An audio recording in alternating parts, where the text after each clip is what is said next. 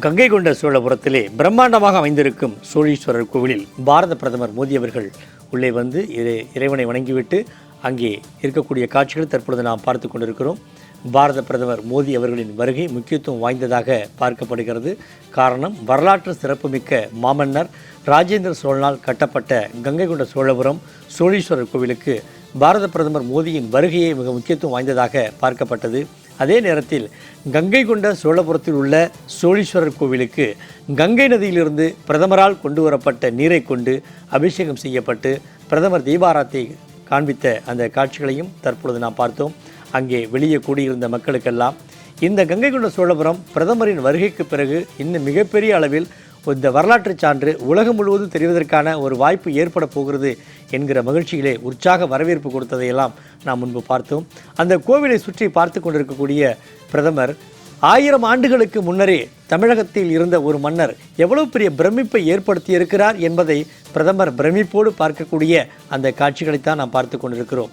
2000 ஆண்டுகளுக்கு முன்னரே கட்டப்பட்ட கல்லணை உலகளவிலே இன்றும் பேசுபொருளாக இருக்கிறது. 1000 ஆண்டுகளுக்கு முன்னரே கட்டப்பட்ட தஞ்சை பெரிய கோவில், அதை அடுத்து கங்கை கொண்ட சோழபுரத்தில் இருக்கக்கூடிய சோழீஸ்வரர் கோவில், இந்த கோவில் எல்லாம் தற்பொழுது ஆளுகின்ற ஆட்சியாளர்களுக்கு மிகப்பெரிய அளவில் பிரமிப்பை ஏற்படுத்தக்கூடிய வரலாற்று பதிவுகள் தமிழகத்தில் இடம்பெற்றிருக்கிறது என்பதுதான் ஒவ்வொரு தமிழனுக்கும் கிடைத்த மிகப்பெரிய பேராக பார்க்கப்படுகிறது. கோவிலை இறைவனை வணங்கிவிட்டு அங்கே சுற்றுப்பிரகாரம் செய்து கொண்டிருக்கக்கூடிய பிரதமர் மோடி அவர்கள் சிவாச்சாரியார்களுக்கு மரியாதை நிமித்தமாக வணக்கம் செய்யக்கூடிய அந்த காட்சிகளையும் நாம் பார்க்கிறோம். அதோடு கோவில் உள்ளே வைக்கப்பட்டிருந்த அந்த புகைப்பட கண்காட்சிகளையும் பார்த்தார். அங்கு உள்ள இந்த கங்கை கொண்ட சோழபுரத்தின் வரலாற்று சிறப்புகள் என்னென்ன என்பதை பிரதமருக்கு ஒவ்வொன்றாக எடுத்து சொல்லக்கூடிய அந்த காட்சிகளையும் பார்த்தோம். அங்கு இருக்கக்கூடிய ஒவ்வொரு சிற்பங்களுமே ஒரு கதை சொல்லும் என்கிற அளவிற்கு தான் அங்கே ராஜேந்திர சோழனால் அங்கே சிற்பக்கலைகள் சிறப்பாக அமையப்பட்டிருக்கிறது. இன்னும் சொல்லப்போனால் கங்கை கொண்ட சோழபுரமே அது மண் பேசும் சரித்திரம் என்றும் சொல்லும் அளவிற்கு தான் ஒரு மிகப்பெரிய வரலாற்று சிறப்புமிக்க பூமியாக அது இருந்த இடம்தான். அந்த பகுதிக்கு பிரதமர் மோடியின் இன்றைய வருகை ஒட்டுமொத்த தமிழகத்தில் மட்டுமல்ல இந்திய மக்களின் கவனத்தையும் திசை திருப்பி இருக்கிறது என்றே சொல்லலாம். தற்போதைய நிலவரம் குறித்த கூடுதல் விவரங்களை பதிவிடுங்க இளவரசன்.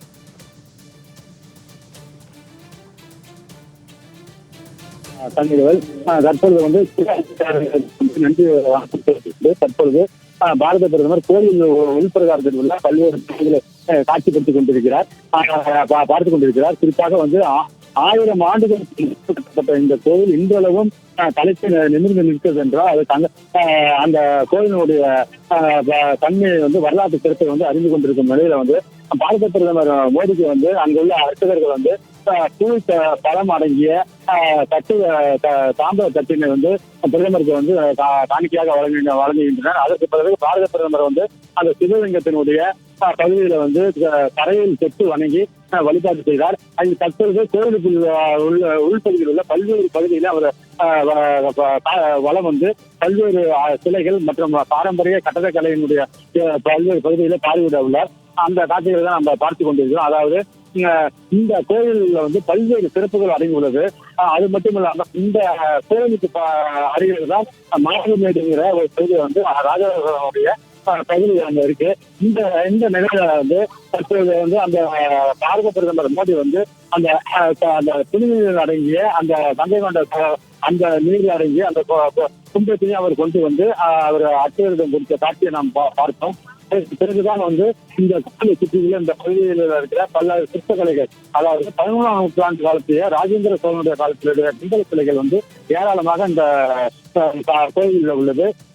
சோழர்களுடைய சிற்பக்கலைக்கு எடுத்துக்காட்டாக இந்த சிலைகள் மிகுந்த பாதுகாப்பாக உள்ளது.